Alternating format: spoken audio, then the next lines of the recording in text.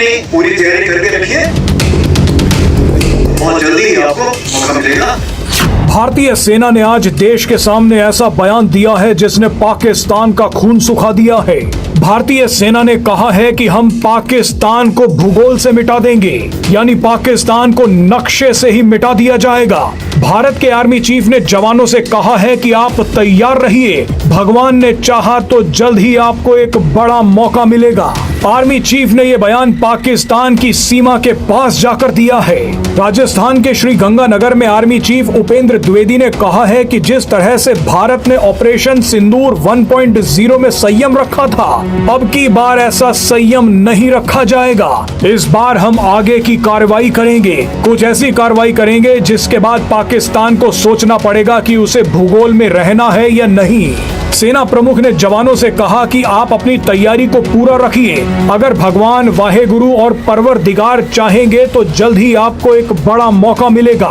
बताइए, जिस वक्त पीओके में जबरदस्त प्रदर्शन चल रहे हैं, उसी वक्त भारत के आर्मी चीफ ने पाकिस्तान की सीमा के पास जाकर ये बयान दिया है। कहा है पाकिस्तान को नक्शे से मिटाने का समय जल्दी आ सकता है। आप पहले आर्मी चीफ उपेंद्र द्विवेदी का बयान सुनिए, उसके बाद आपको भारतीय वायु सेना के प्रमुख AP सिंह का भी धमाकेदार बयान सुनवाएंगे। इस बार भारत देश पूरी तैयारी के साथ है और इस बार वो संयम नहीं रखेगा जो सिंदूर 1.0 में हमने संयम रखा।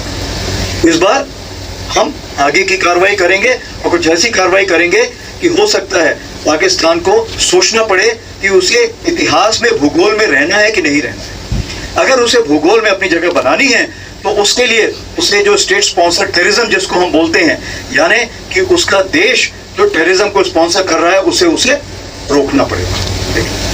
तो आप अपनी पूरी तैयारी करके रखिए और अगर परवरदिगार चाहेंगे, भगवान चाहेंगे, वाहेगुरु चाहेंगे तो बहुत जल्दी ही आपको मौका मिलेगा। उसके लिए ऑल द बेस्ट। जय Hind.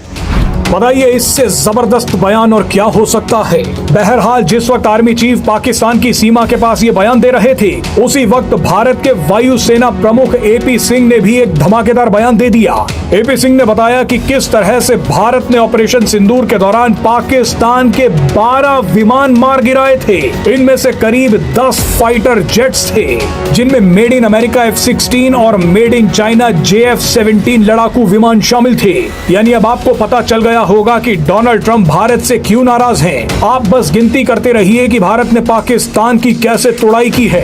Air force chief AP Singh ने पहली बार बताया कि हमने जमीन पर पाकिस्तान के 4 radar, 2 command centre, 2 runway, 3 hangers और इन हैंगर्स में खड़े 4 से 5 F-16 लड़ाकू विमान नष्ट कर दिए। इसके अलावा पाकिस्तान के एक C-130 विमान को भी उड़ा दिया गया, जबकि हवा में 300 किलोमीटर दूर हमने पाकिस्तान का एक निगरानी एवॉक्स विमान उड़ाया। इसके अलावा हवा में 5 फाइटर जेट्स भी उड़ाए गए, इनमें भी F-16 और JF-17 शामिल थे।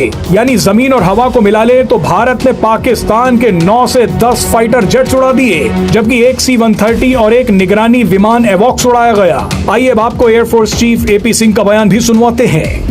Because of this strikes, there have been radars at least 4 places, command and control centers at 2 places, runway of course damaged at 2 places, then 3 of their hangars in 3 different stations have been damaged, and in that hangar as well as on tarmac we have signs of one C-130 class of aircraft, one AEW&C class of aircraft, and at least 4 to 5 fighter aircraft, most likely F-16, because that base happened to be F-16, which would have been under maintenance that time.